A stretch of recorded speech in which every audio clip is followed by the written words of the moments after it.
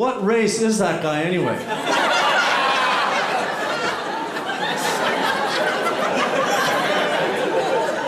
All right, my dad is from India and my mom is from Japan. So I get my sushi from 7-Eleven. The Ku Klux Klan came to our house. They left a burning question mark on our front lawn.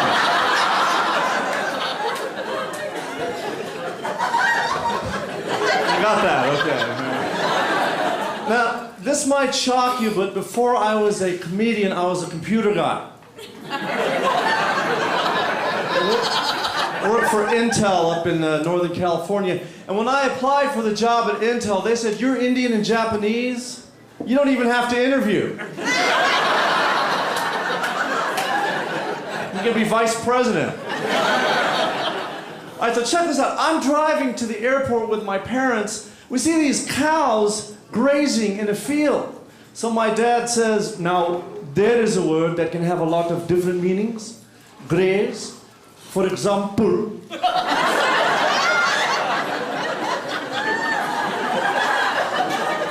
For example, a cow can graze.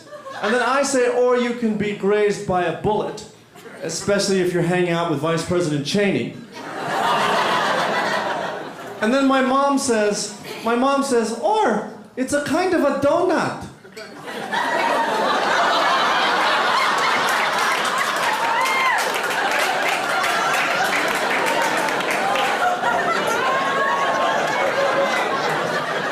Anybody not get that?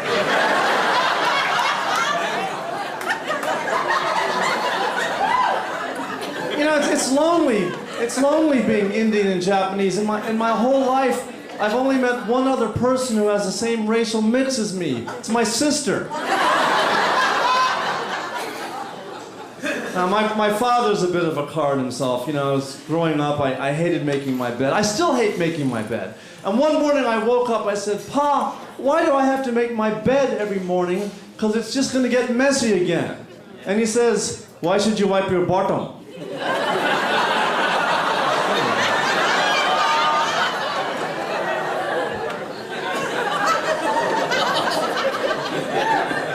Now, I live in New York City, and you know, I know all of the trends start in California and they go eastward, and you know, the word dude, for example. I mean, you know, we make fun of that on the East Coast, but it started out here. That's a word that is so versatile. It can have so many different meanings.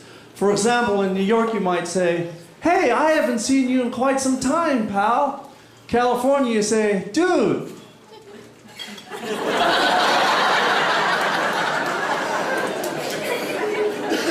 And in New York, you might say, "Hey, I'm really pissed off with you, pal." California, you say, "Dude." And in New York, you might say, "Hey, that's a really hot girl you've got there." California, all you gotta say is, "Dude."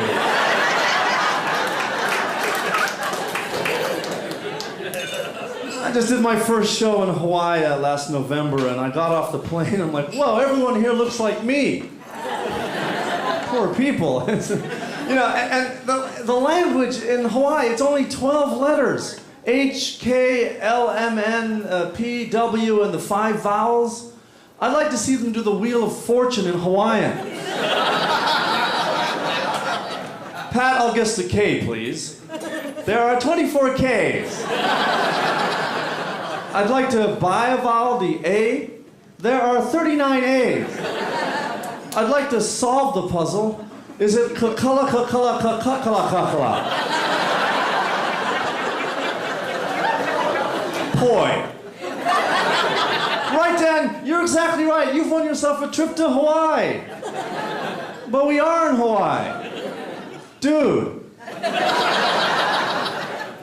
So anyway, folks, you know, professional athletes have the funniest quote. You know, Chris Washburn of the Atlanta Hawks once said, "I can go left, I can go right. I'm amphibious."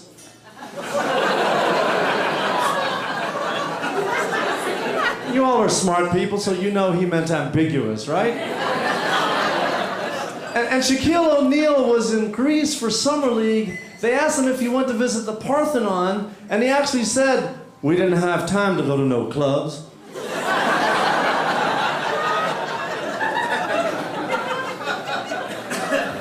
But it's not just the athletes with the funny quotes, it's presidents too. Now, other presidents have these great quotes like fourscore, 7 years ago, etc. What's it going to be for George Bush? I was not aware of September 11th until September 11th. I was not aware of Hurricane Katrina until September 11th. In fact, somebody asked me how I feel about Roe versus Wade. And I told them, look, if you're in New Orleans, row, wade, swim.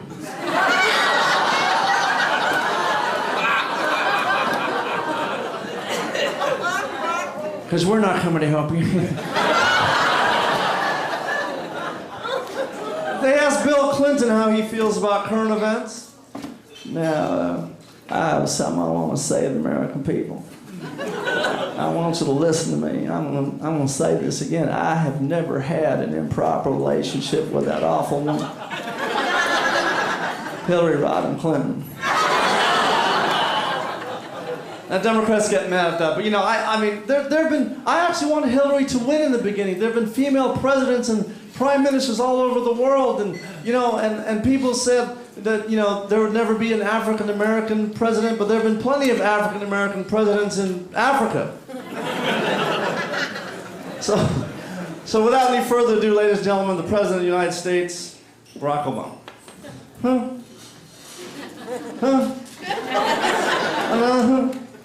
Now, the day after the election of 2008, they caught a man trying to climb over the White House fence. And they said, President Bush, get back here, you still have 2 months left.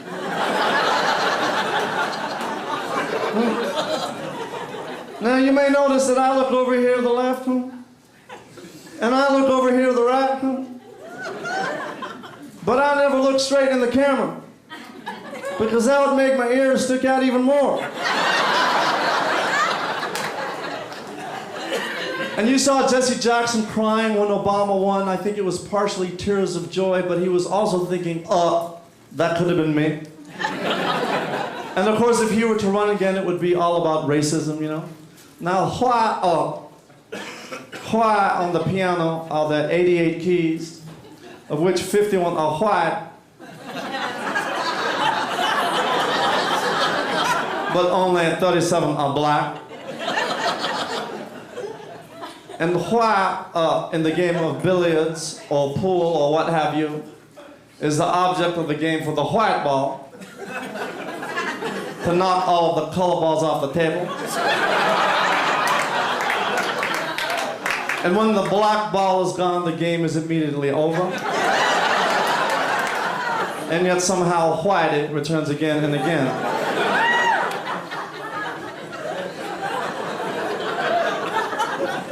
The only game that is fair is bowling.